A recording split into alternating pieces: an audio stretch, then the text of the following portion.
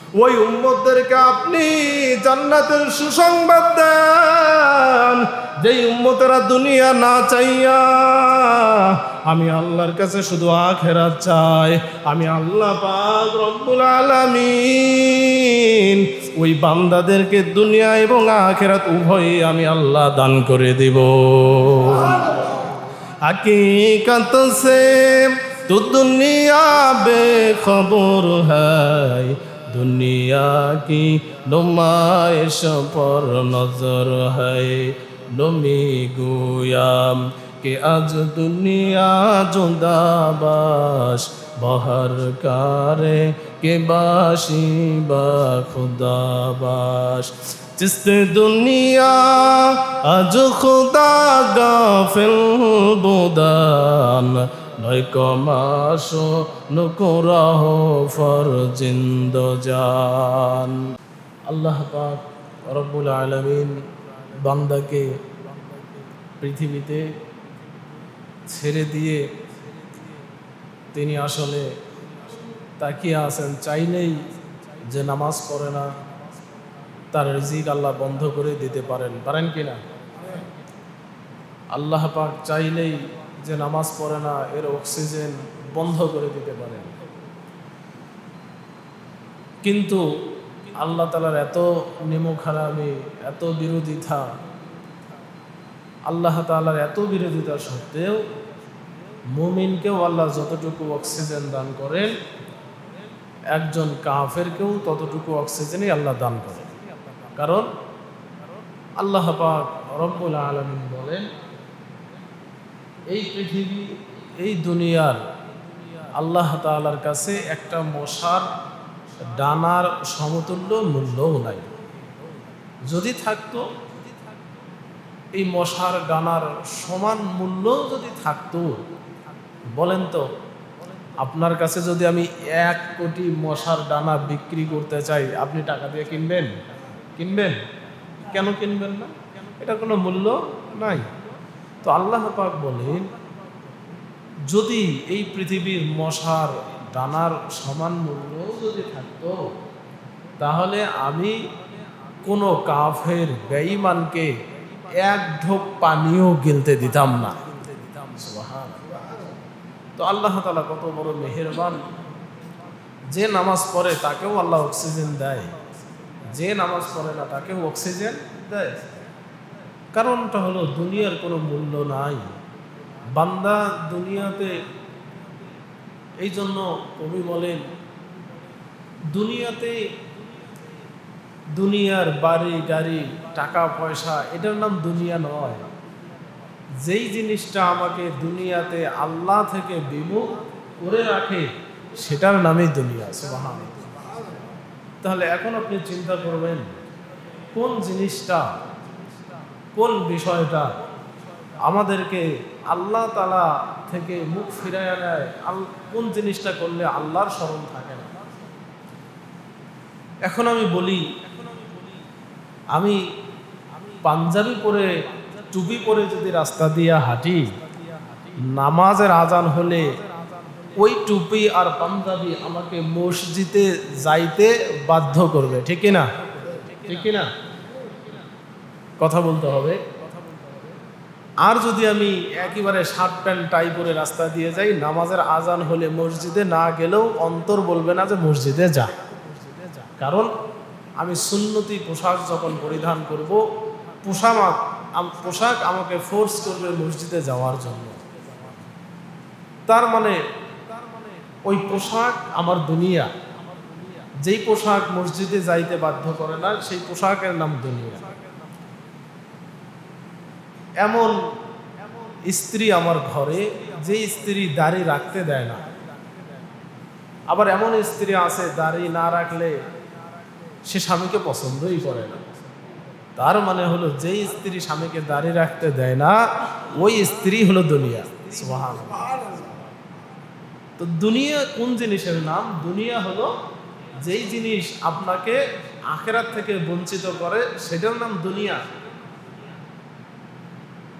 যদি বলি যে টাকা পয়সা, গাড়ি বাড়ি, স্ত্রী পুত্র, এটার নাম দুনিয়া না, এটার নাম দুনিয়া নয়। কারণটা হলো কোনো স্ত্রী তো আপনাকে আখেরাতের দিকে ধাবিত করছে, কোনো সম্পদ তো আপনাকে আখেরাত পাইতে সাহায্য করছে। তার মানে সব স্ত্রী দুনিয়া নয়। যেই স্ত্রী আপনাকে আখেরাত থেকে বিমুখ করে রাখে সেই স্ত্রী হলো দুনিয়া আপনার জন্য। তো এই জন্যই বলা হয় যে দুনিয়া হলো ওই জিনিসের নাম যেই জিনিস তোমাকে আখেরাত থেকে বিমুখ করে রাখে, আখেরাতের কথা ভুলিয়ে দেয়, সেই জিনিসের নাম দুনিয়া। সুতরাং বান্দা সব সময় আল্লাহ রাব্বুল আলামিনের কাছে আখেরাত চাও, অর্থাৎ দুনিয়া আল্লাহর কাছে চাই না।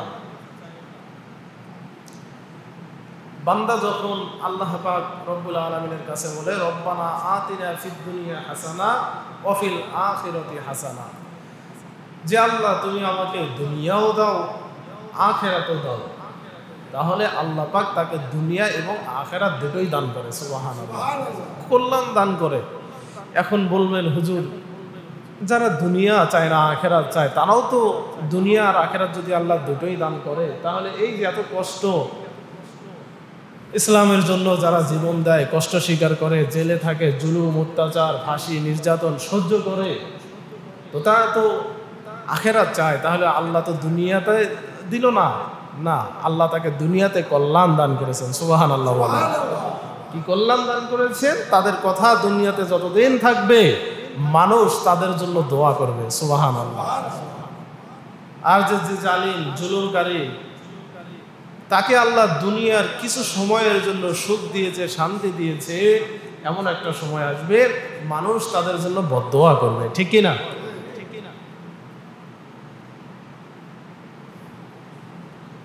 এই জন্য দুনিয়াতে কিছু বান্দা থাকবে, রাসূল বলছেন কিছু বান্দা বলবে আল্লাহ আমার আখিরাত চাই না, আমার দুনিয়া চাই, দুনিয়া চাই। আল্লাহ পাক রব্বুল আলামিন ওই বান্দাদের সম্পর্কে বলেন, ইয়া রাসূলুল্লাহ, ওই বান্দাদেরকে আপনি জানায়া দেন, আপনার উম্মতদেরকে জানায়া দেন, যেই বান্দা আমার মালিকের কাছে দোয়া চাই, আল্লাহ আমার দুনিয়া চাই না আখিরাত চাই, ও আল্লাহ আমাকে দুনিয়া দাও, আমার আখিরাতের কোনো প্রয়োজন নাই। আল্লাহ পাক রব্বুল আলামিন রাসূলকে বলেন, ইয়া রাসূলুল্লাহ, যেই বান্দা দুনিয়া না চাইয়া আমার কাছে আখিরাত চায়, আমি আল্লাহর কাছে দুনিয়াকে প্রাধান্য না দিয়ে আখিরাত চাই, ওই বান্দার উপর আমি আল্লাহ এমন রাজি আর খুশি হয়ে যাই, ওই বান্দাকে আমি আল্লাহ তখন দুনিয়া আখিরাত দুটোই দান করে দেই। সুবহানাল্লাহ। ও নবী, আপনি আপনার উম্মতদেরকে জানায়া দেন, যেই বান্দা আল্লাহর কাছে দোয়া করে, দয়ার মালিক তুমি আমাকে আখিরাত না দিয়া দুনিয়া দাও, এই দুনিয়ার নাজ নিয়ামত দাও, টাকা দাও, গাড়ি দাও, বাড়ি দাও, ও আল্লাহ তুমি আমাকে দুনিয়ার সম্পদ দাও।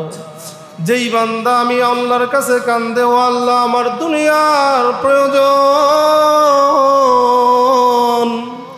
ও আল্লাহ তুমি আমাকে দুনিয়া দাও, ও আল্লাহ আমার আখিরাতের কোনো প্রয়োজন নাই, আল্লাহ তুমি আমাকে দুনিয়ার রাজনীতির নামের ওই সিংহাসন দান করে দাও, ও আল্লাহ আমার দুনিয়াতে টাকা দরকার, পয়সা দরকার, ও আল্লাহ দুনিয়াতে আমার সুন্দর বাড়ি দরকার, ও আল্লাহ দুনিয়াতে আমার সুন্দর গাড়ি দরকার, ও আল্লাহ দুনিয়ার নাজ নিয়ামত আমার দরকার।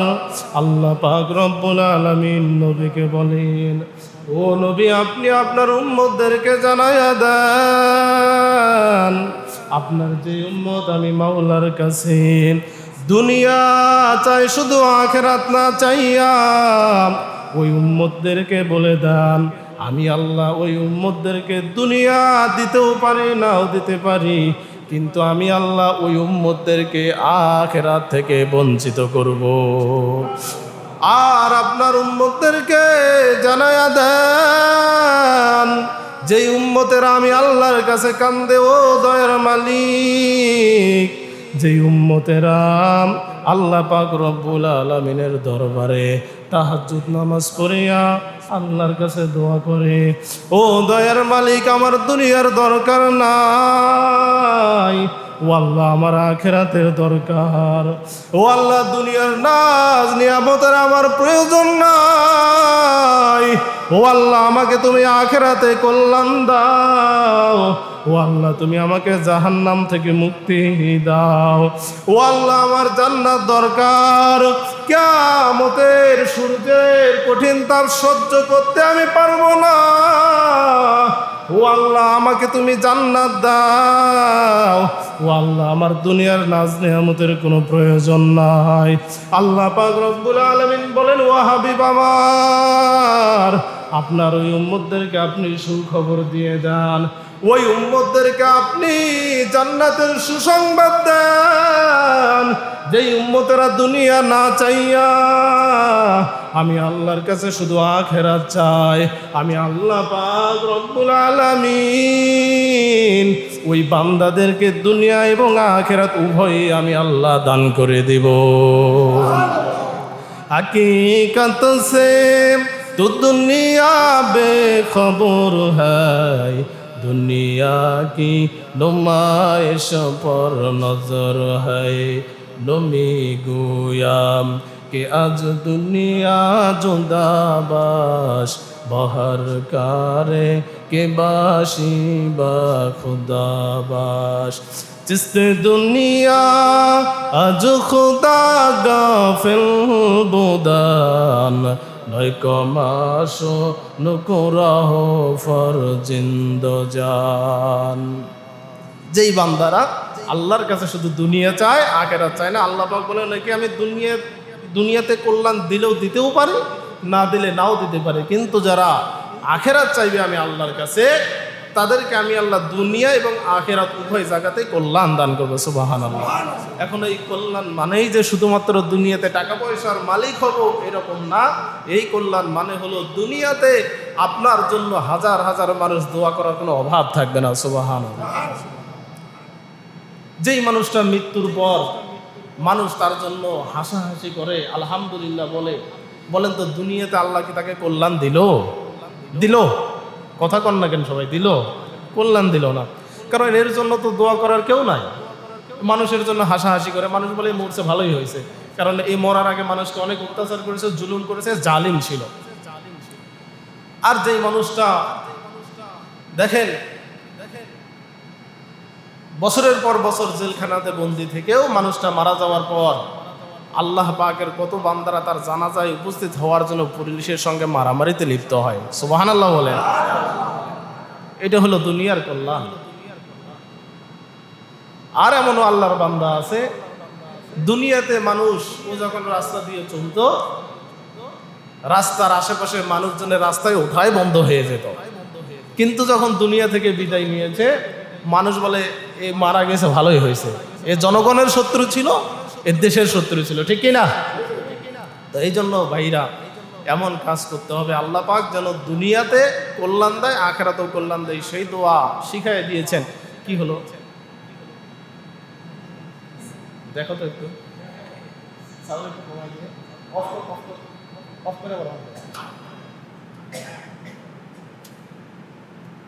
তো ঠিক আছে। তো যে আল্লাহর কাছে ঠিক আছে, যে আল্লাহর কাছে দোয়া করবে যে আল্লাহ রব্বানা, আল্লাহ পাক শিখিয়ে দিয়েছেন দোয়া, যে এই দোয়া করো, রব্বানা আতিনা ফিদ দুনিয়া হাসানা ওয়া ফিল আখিরাতি হাসানা, মানে আল্লাহ তুমি আমাকে দুনিয়াতেও কল্যাণ দাও, আখিরাতেও কল্যাণ দাও। তো এই কল্যাণ আল্লাহর কাছ থেকে নিতে হবে। আর কল্যাণ আসবে কিভাবে? দিনের পথে চলতে হবে। এখন এই যে কুরবানির একটা সময় চলে গেল আমাদের কাছ থেকে, কুরবানি আসলো চলে গেল, কিন্তু কি শিক্ষা নিলাম? কি শিক্ষা নিলাম? What is the lesson you can learn from qurbani? কুরবানি থেকে কি শিক্ষা নেব, কি শিক্ষা পেলাম, এই চিন্তা, এই ফিকির যদি আপনি না করেন, ইমানদার, পরিপূর্ণ ইমানদার আপনি হতেই পারবেন না। কারণ আপনি কুরবানি চলে গেল, কি শিক্ষা নিলেন সেখান থেকে? এটা তো এমনি এমনি আল্লাহ দেয় না, এখান থেকে শিক্ষার প্রয়োজন আছে, আছে কি নাই?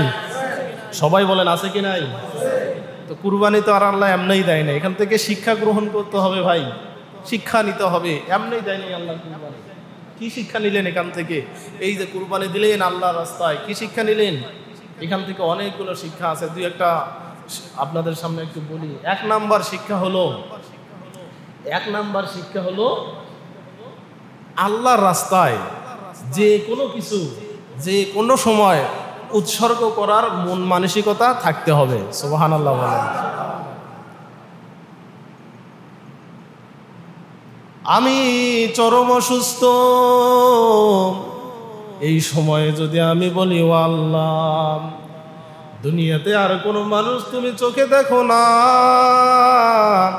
আল্লাহ শুধু তুমি আমাকে এই রোগটা দিয়েছো, আমি নামাজ পড়ি, রোজা করি, আল্লাহ তোমার রাস্তায় কুরবানি দিলাম, তারপরও দুনিয়ার আর কোনো মানুষ তুমি চোখে দেখলা না। কত মানুষ নামাজ পড়ে না, রোজা রাখে না, আল্লাহ তাদেরকে তুমি কোনো অসুখেই দিলা না, বালা মুসিবতেই দিলা না। ও আল্লাহ, তুমি শুধু আমাকে রোগ দাও, বালা মুসিবত দাও। এই যে আপনি আল্লাহর কাছে অভিযোগ জানাইলেন, আল্লাহ পাক রব্বুল আলামিন বেজার হয়ে যায়। সর্ব অবস্থায়, যে কোনো সময়, যে কোনো মুহূর্তে আল্লাহ পাক রব্বুল আলামিনের কাছে বলতে হবে, আল্লাহ যেভাবে রেখেছেন আলহামদুলিল্লাহ, যে অবস্থায় রেখেছেন আলহামদুলিল্লাহ। নামাজের ব্যাপারে কোনো কৈফিয়ত চলবে না, আল্লাহ তাআলার কোনো হুকুমের ব্যাপারে কৈফিয়ত চলবে না। আল্লাহ পাক রব্বুল আলামিন যেই হুকুম যেভাবে যখন এসেছে, সর্ব অবস্থায়, খারাপ থাকেন আর ভালো থাকেন, গরিব হন আর ধনী হন, যে কোনো সমস্যায় থাকেন না কেন, সবার আগে আমার মাওলার ইবাদত পালন করতে হবে। এটাই হলো কুরবানির শিক্ষা। দেখুন না, ইব্রাহিম আলাইহিস সালাম, তার সন্তান ছোট বয়সে আল্লাহ পাক বলছেন কুরবানি দাও, ইব্রাহিম কুরবানি দাও। সে যদি চিন্তা করতো আমার সন্তানটা ছোট বাচ্চা, এই একই কি কুরবানি দেওয়া যায়? ছোট বাচ্চা কুরবানি যদি দেওয়া লাগে, হোক আর একটু বড় হোক না, ছোট বাচ্চার প্রতি মহব্বত একটু বেশি থাকে না, থাকে কি না? কিন্তু আল্লাহর হুকুম যখন এসে গেল, as soon as he saw the dream, he was willing to sacrifice the life of his son. যখন আল্লাহ তাকে স্বপ্নে দেখালেন যে সন্তানকে কুরবানি দাও, তিনি কোনো অজুহাত পেশ করলেন না, সাথে সাথে সন্তানকে কুরবানি দেওয়ার জন্য I am ready to sacrifice the life of my son, তিনি রেডি হয়ে গেলেন যে আমার সন্তানকে আমি কুরবানি দেব, কোনো অজুহাত আল্লাহর দরবারে পেশ করব না। সুবহানাল্লাহ। আল্লাহর দরবারে কোনো অজুহাত পেশ করলেন না যে না, আমার সন্তানটা ছোট, কত মহব্বত, 86 বছর কান্নাকাটি করার পর একটা সন্তান পেলাম, এই সন্তানকে কি কুরবানি দেওয়া যায়? কোনো অজুহাত তিনি পেশ করলেন না। ঠিক আছে, আল্লাহ অর্ডার করেছেন, আদেশ করেছেন, কুরবানি দেব। সুবহানাল্লাহ। তো এই শিক্ষা নিতে হবে কুরবানি থেকে। এরপর কুরবানির 2 নাম্বার শিক্ষা হলো শুদ্ধ নিয়ত থাকতে হবে। জীবনে যত আমলই করি না কেন, আমার যদি নিয়ত যদি শুদ্ধ না হয়, আল্লাহ পাক রব্বুল আলামিনের দরবারে কোনো ইবাদতে কবুল হবে না। রূহ ব্যতীত একটা দেহের যেমন কোনো মূল্য নাই, যে আমলের মধ্যে শুদ্ধ নিয়ত নাই, ওই আমলটা হলো রূহ ব্যতীত একটা দেহের মতো। রূহ ব্যতীত একটা দেহের যেমন কোনো মূল্য নাই, যে আমলের মধ্যে শুদ্ধ নিয়ত নাই, ওই আমলটা হলো আমি মাওলার কাছে ওই রূহ ব্যতীত দেহের মতো। যে আমলের মধ্যে শুদ্ধ নিয়ত নাই, ওই আমলটা আল্লাহ পাক রব্বুল আলামিন কবুল করে না। শুদ্ধ নিয়ত থাকতে হবে। আপনি এই যে যারা কুরবানি আমরা দিলাম, যার আমলটা নিয়তটা ছিল যে শুদ্ধ, যে না আমি আল্লাহকে খুশি করার জন্য, আল্লাহর ওয়াস্তে, আল্লাহর নামেই শুধু কুরবানি দেব, তার কুরবানিটা আল্লাহ কবুল করে নিয়েছেন। আর যে ব্যক্তি নিয়ত করেছে গোস্ত খাওয়ার নিয়তে, মানুষকে দেখানোর নিয়তে, আল্লাহ পাক রব্বুল আলামিন এর কোনো আমলেই এর কুরবানি আল্লাহ কবুল করে নাই। এর কুরবানি দেওয়া টাকা দিয়ে কুরবানির পশু ক্রয় করা, গোস্ত খাওয়া শেষ, এর কোনো সওয়াব হয়নি। নিয়ত থাকতে হবে শুদ্ধ। এই জন্য আপনি যেই কাজেই করুন না কেন, আল্লাহ রাস্তায় যেই কাজ করবেন, first of all keep your intention pure. আগে নিয়তকে শুদ্ধ করে নিতে হবে, যে না এই কাজটা করছি আমি একজনকে ভালোবাসবো। রাসূলের হাদিস আছে তো, ঠিক কি না? কাউকে ভালোবাসতে হবে, সেটাও আল্লাহর জন্য। আবার কারোর সাথে শত্রুতা করতে হবে, সেটাও আল্লাহর জন্য। একজনের উপর জুলুম অত্যাচার হচ্ছে, আপনি তাকে ভালোবাসবেন কার জন্য? আল্লাহর জন্য। আর যে জুলুম করতেছে, যে জালিম, এর সাথে শত্রুতা তৈরি করতে হবে, এটাও আল্লাহর জন্য। সুবহানাল্লাহ। এখন আপনি যার উপর জুলুম হচ্ছে ওর সাথেই করলেন শত্রুতা, আর যে জালিম তার সাথে করলেন বন্ধুত্ব, তাহলে এটা আল্লাহর জন্য হলো না, এটা হলো দুনিয়ার স্বার্থে। তো এটাই কুরবানির শিক্ষার মধ্যে বললাম, যে শুদ্ধ নিয়ত থাকতে হবে। শুদ্ধ নিয়ত ছাড়া কোনো ইবাদত কবুল হবে না। ইন্নামাল আ'মালু বিন্নিয়াত। আপনার কর্ম এটা ডিপেন্ড করবে, নির্ভর করবে আপনার শুদ্ধ নিয়তের উপরে। সুবহানাল্লাহ। তো যাই হোক, সংক্ষেপে বলি। তারপর কুরবানি আপনাকে আর একটা জিনিস শিক্ষা দিল। সেই শিক্ষাটা কি? লা ইয়ানালাল্লাহা লুহুমুহা ওয়ালা দিমাউহা ওয়ালা ইয়ানালুহুত তাকওয়া মিনকুম। কুরবানি আপনাকে শিক্ষা দিল যে আল্লাহর জন্য যেই কাজটা করতে হবে, আপনার তাকওয়া, সেই কাজের মধ্যে যেই কাজ আপনি করবেন, আল্লাহর যে ইবাদত করবেন, সেই ইবাদতের মধ্যে তাকওয়া থাকতে হবে। সুবহানাল্লাহ বলেন। তাকওয়া থাকতে হবে। তাকওয়াটা কি জিনিস? আর তাকওয়া হা হুনা, মানে তাকওয়া থাকে অন্তরে। আসলে আপনার অন্তরের খবরটা কি? What's going on your mind, মনের মধ্যে কি চলছে সেটা আল্লাহ পাক দেখবেন। ধরেন একজন মানুষ বহু টাকা পয়সা আছে, সে হজ করে আসলো। সে হজ করছে কিসের জন্য? টাকা পয়সা আছে, মক্কা মদিনা দেখতে যাবে সেই জন্য। আবার হজ করে আসলে যে মানুষ হাজি সাহেব বলে ডাকবে, এই হলো তার নিয়ত। তো সে নিয়ত, সে হজ করে আসছে, কিন্তু অন্তরে কি নাই? তাকওয়া নাই। কি নাই? কথা বলেন না, কি নাই? তাকওয়া নাই, অন্তরে তাকওয়া নাই। কারণ হজ করছে আল্লাহকে খুশি করার জন্য নয়, সে হজ করছে মানুষ তাকে হাজি বলবে, টাকা পয়সা আছে, সবাই তাই আমিও একটু যাই মক্কা মদিনা দেখে আসি, এসে মানুষ আমাকে হাজি সাহেব বলে ডাকবে। এই যদি অন্তরের মধ্যে বাসনা থাকে, নিয়ত থাকে, এর ইবাদত আল্লাহ কবুল করবে না, কারণ ইবাদতের মধ্যে তাকওয়া নেই। আর যে নিয়ত করবে যে আল্লাহ তুমি হজকে ফরজ করেছো, আমার উপর হজ ফরজ হয়েছে, আমি নবীর রওজায় যাব তোমাকে খুশি করার জন্য, কেবলমাত্র তোমার সন্তুষ্টির জন্য আমি হজ করব, আল্লাহ পাক রব্বুল আলামিন বলবে যে ওই হাজিকে আমি নিষ্পাপ শিশুর মতো পবিত্র করে দেব। সুবহানাল্লাহ। তো এই জন্য নিয়তের মধ্যে তাকওয়া থাকতে হবে, তাকওয়া থাকতে হবে, বিশুদ্ধ তাকওয়া থাকতে হবে। যেই কাজ আপনি করেন না কেন, আল্লাহর উপর ভরসা করে করতে হবে। কার উপর? আল্লাহর উপর ভরসা করবেন। যেই কাজই করেন না কেন, আল্লাহর উপর, প্রথমত আল্লাহর উপর ভরসা করবেন, যে আমার কাজ যেটাই হোক, ভরসা করতে হবে আল্লাহর উপরে। আল্লাহ পাক রব্বুল আলামিন বলেন, যদি আমার উপর ভরসা করতে পারো, তাহলে তোমার যা চাওয়া, I will give you more than you needs. তোমার যা প্রয়োজন আমার উপর ভরসা করলে আমি আল্লাহ তার থেকেও বেশি দিয়ে দেবো। সুবহানাল্লাহ। যা প্রয়োজন তার থেকেও বেশি দেব। এই জন্য আমরা তাকওয়া থাকতে হবে সব ইবাদতের মধ্যে, আর আল্লাহর উপর ভরসা করে সব কাজ করতে হবে। এরপর কুরবানি আর একটি জিনিস আমাদেরকে শিক্ষা দিয়ে গেল। এখান থেকে যদি সেই শিক্ষা না নিতে পারি, আর কোথাও গিয়ে নিতে পারবো না। সেই শিক্ষাটা কি? ধৈর্যের শিক্ষা। কিসের শিক্ষা? ধৈর্যের শিক্ষা। কি ধৈর্য? দেখেন ধৈর্য কাকে বলে।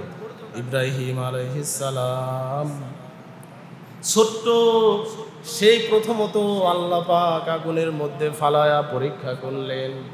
ইব্রাহিম আলাইহিস সালাম ধৈর্য হারা হয়ে যান নাই। আবার ৮৬ বছর পর্যন্ত ইব্রাহিমের কোনো সন্তান নাই। আল্লাহ পাক রব্বুল আলামিনের প্রতি রাগান্বিত হন নাই, বেজারও হন নাই।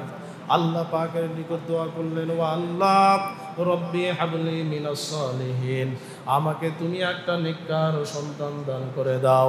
আল্লাহ পাক রব্বুল আলামিন 86 বছর বয়সে গিয়ে একটা পুত্র সন্তান দান করলেন। আবার আল্লাহ আমাকে পরীক্ষার মধ্যে ফেললেন। আল্লাহ পাক বললেন, ও ইব্রাহিম, তোমাকে এখন আমি একটা সন্তান দান করলাম, যাও যাও তোমার সন্তান আর স্ত্রীকে নির্বাসনে দিয়ে আসো। ইব্রাহিম আলাইহিস সালাম আবার পরীক্ষার মধ্যে পড়ে গেলেন। সন্তানটা যখন বড় হলো, আল্লাহ পাক রব্বুল আলামিন আবার তাকে পরীক্ষার মধ্যে ফেললেন। ও ইব্রাহিম, এবার কি করো, তোমার আদরের সব থেকে প্রিয় সন্তানকে আল্লাহর রাস্তায় কুরবানি দিয়ে দাও। আল্লাহ পাক রব্বুল আলামিন ইব্রাহিমকে পরীক্ষা করলেন। ইব্রাহিম পরীক্ষায় পাশ করে ফেললেন। আল্লাহ পাক রব্বুল আলামিন বললেন, ইব্রাহিম, তুমি আমার পরীক্ষায় পাশ করেছো, কিয়ামত পর্যন্ত তোমাকে আমি রোল মডেল বানায়া দিলাম। ধৈর্য যখন পাশ করে ফেললেন, কারণ যে ব্যক্তি ধৈর্য ধারণ করে তার 2টা পুরস্কারের কথা আল্লাহ পাক কোরআনে বলছেন। কয়টা পুরস্কার? 2টা পুরস্কারের কথা আল্লাহ পাক কোরআনে বলছেন। একটা হলো ইন্নাল্লাহা মা'আস সাবিরিন, যে ব্যক্তি দুনিয়াতে আল্লাহর উপর ধৈর্য ধারণ করবে আল্লাহ পাক রব্বুকে যায়। যারা দুনিয়াতে ধৈর্য ধারণ করে আমি আল্লাহ তাদের সাথেই থেকে যাই।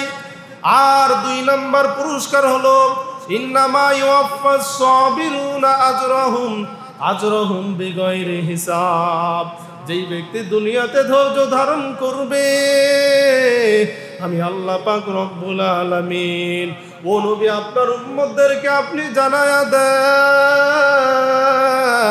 যেই ব্যক্তি দুনিয়াতে ধৈর্য ধারণ করবে আমি আল্লাহ পাক রব্বুল আলামিন ইন্নামা ইউওয়াফাস সাবিরুনা আজরাহুম বিগাইরি হিসাব, বিনা হিসাবে আমি আল্লাহ কিয়ামতে তাদেরকে জান্নাত দান করে দেব। বিনা হিসাবে জান্নাত দান করে দেব যে ব্যক্তি ধৈর্য ধারণ করবে। 2টা পুরস্কারের কথা আল্লাহ পাক বলছেন। তো এখানে ইব্রাহিম আলাইহিস সালাম এতগুলো পরীক্ষার মধ্যে ইব্রাহিম আলাইহিস সালাম পরেও পরীক্ষায় যখন পাশ করলেন, আল্লাহ পাক রব্বুল আলামিন ঘোষণা দিলেন, এত পরীক্ষার পরেও যখন তুমি পাশ করেছো, I will make you into a role model, আমি তোমাকে কিয়ামত পর্যন্ত মুসলমানদের জন্য রোল মডেল বানিয়ে দিলাম। সুবহানাল্লাহ। এত পরীক্ষা, এই জন্য পরীক্ষা আসবে। ওয়ালানাবলুওয়ান্নাকুম বিশাইইম মিনাল খাউফ ওয়াল জু'i ওয়া নাকসিম মিনাল আমওয়ালি ওয়াল আনফুসি ওয়াস সামারাত ওয়া বাশশিরিস সাবিরিন। আল্লাহ পাক বলেন, মুসলমান যে হবে, আমার বান্দা যে হবে, আমি তাকে জানের ক্ষতি, মালের ক্ষতি, সম্পদের ক্ষতি দ্বারা পরীক্ষা করবই। সুবহানাল্লাহ। এই জন্য যারা আমরা অসুস্থতার নিয়ামতে ভুগি, আমি গরিব, এই ক্ষতি সেই ক্ষতি, মনে করতে হবে এটা আল্লাহ তাআলার পক্ষ থেকে পরীক্ষা, এটা মেনে নিতে হবে।